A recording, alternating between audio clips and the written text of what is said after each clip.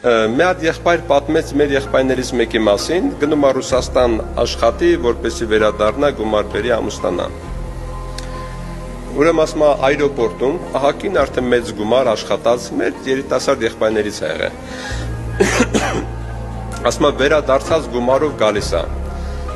Մեկ էլ ասում է այդտեղ որ կանգնում են արդեն պետք է պասպորտ կոնտրոլ լինի, այդտեղ հայտարարում են, դա եղել է Ռուսաստանում, ինձ պատմել են եղբայրները։ Ասում այդտեղ հայտարարում են, որ ով որ հավատացյալ է, այնտեղ ասում են, ով որ հավատացյալ է, մի կողմ թող քաշվի։ Այդ խեճ աղբերն էլ այդքան ամիսներ աշխատել է, փողը ջեբեկել է, որ փսակվի։ Վերջը մտածում է, այս ինչ փորձանքի մեջ ընկամ, ամարդ որ հավատացյալ եմ։ Վերջը մտքով կռվելով հեշտ չգիտեք, այնտեղ ոնց որ քեզի սպասում են ու այրոպորտում քեզ հարցնելու են, ով է հավատացյալ։ Դե ստուգում են, մարդ չկա հավատացյալ։ Երևի եղել են հավատացյալ, չեն ասել որ հավատացյալ եմ։ Այդ եղբայրը տենց մտքով կռվելով գալի հասնում արդեն այդ պասպորտ կոնտրոլը, ասում է սենց հրաման կա, կարող հավատացյալ ես։ Իր մեջ ասում է թո ինչ ուզում է թո լինի, փողերս էլ թո վերցեն, ինչ ուզում է թո լինի, թո տփեն, ջարդեն, ինչ ուզում է թո լինի։ Հա ասում է հավատացյալ եմ, ինչ այլ են, չնենց մարդը որ իր ներսում սենց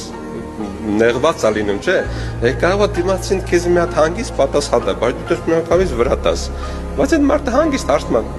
վերջը, դի վերուշի, հա ասում է, ինչ այլ է, վերուշ եմ։ Դա ասում է անցի կաբինետ։ Կաբինետում ինչ են անում։ Վերջը մտնում է այնտեղ, տեսնում է մի հատ պաշտոնավոր մարդ նստած է այդ կաբինետում, ասում է դու հավատացյալ ես երիտասարդ։ Այո, ասում է, հավատացյալ եմ, Հիսուսի զավակն եմ։ Ասում է ինչ գործ ունես Ռուսաստաններում, ասում է գնացել եմ փող աշխատեմ, բերեմ ամուսնանամ։ Այդ մարդը ասում է Աստված թող օրհնի քեզ տղաս։ Ասում է ես ինքս էլ հավատացյալ եմ, եղբայր եմ, ու մեծ գումարների տեր մարդ է լինում։ Ասում է անցած գիշեր ինձ տերը հայտնեց, կգնաս այրոպորտ, դե ծանոթություն ունի, կհարցնես, ով որ ասի ես հավատացյալ եմ, իրան $1000 նվեր կտաս։ Տղեն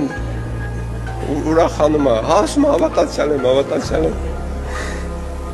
Վերջը, ասում է, այսի տիրոջ կողմից քեզ ես $1000 նվեր, վերջնում է ուրախ տենց տուն է գալի,